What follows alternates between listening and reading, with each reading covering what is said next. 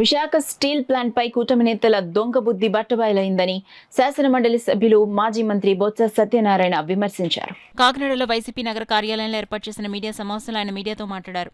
Visakha steel plant విషయమై CM Chandrababu, Pawan Kalyan ప్రధాని మోదీతో ఎందుకు మాట్లాడలేదని ప్రశ్నించారు. విశాఖ ఉక్కు అందరిదని, దాని ప్రైవేటీకరణకు ఆపేందుకు వైసీపీ పోరాటం చేస్తుందని తెలిపారు. ఈ సమావేశంలో పార్టీ జిల్లా అధ్యక్షులు దాడిశెట్టి రాజా, మాజీ ఎంపీ వంగగీత విశ్వనాథ్, మాజీ మేయర్ శంకర శివప్రసన్న, పసుపురెడ్డి వెంకటలక్ష్మి, ప్రమీల, కృష్ణప్రియ, రాగిరెడ్డి బన్నీ తదితరులు పాల్గొన్నారు.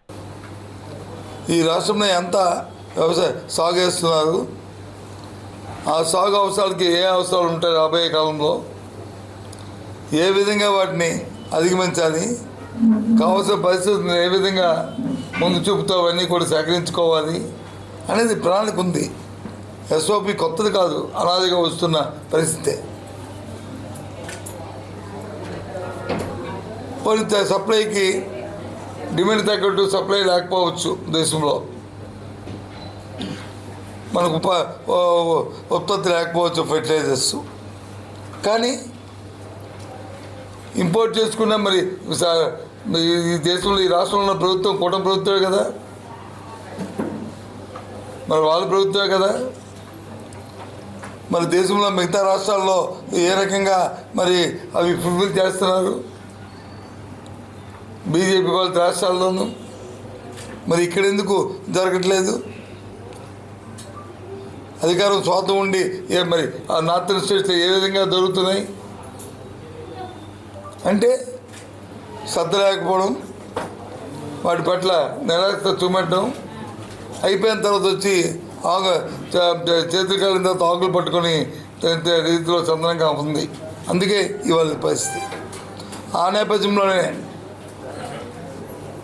ఇవాళ వైఎస్ఆర్సీపీ పార్టీ, మా పార్టీ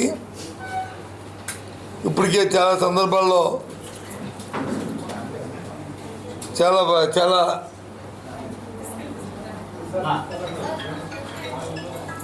ప్రాంతాల్లో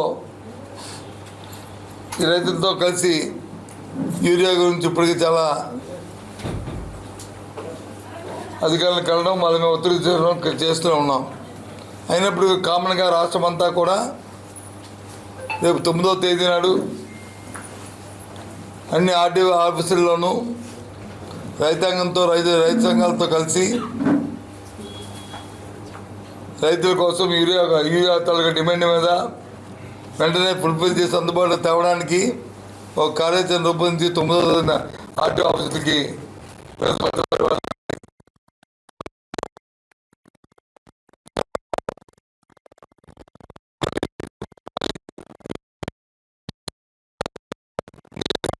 చాలా దగ్గర గత 15 రోజులుగా దీని మీద మేము ఏ సందర్భంలో ఎక్కడికక్కడ చెప్పుకొస్తూనే ఉన్నాం.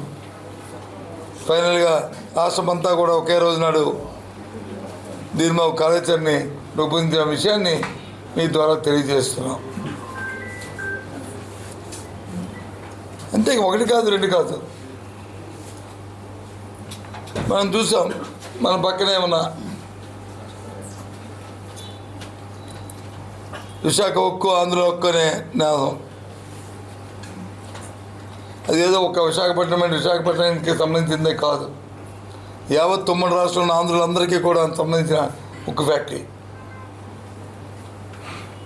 32 మంది బలిదానాలతో వచ్చిన ఫ్యాక్టరీ అది. ఎంతోమంది పెద్దలు దానికోసం ప్రాంతీయాలు చేయడమే కాకుండా పోరాటాలు చేసిన నేపథ్యం. మాటలు చెప్తున్నారు మేము దాన్ని ప్రైవేటైజేషన్ చేయమని, కానీ చేతల్లో చూసిన ఇప్పుడే 32 డిపార్ట్మెంట్కి 9వ తేదీ నాడే వాటిని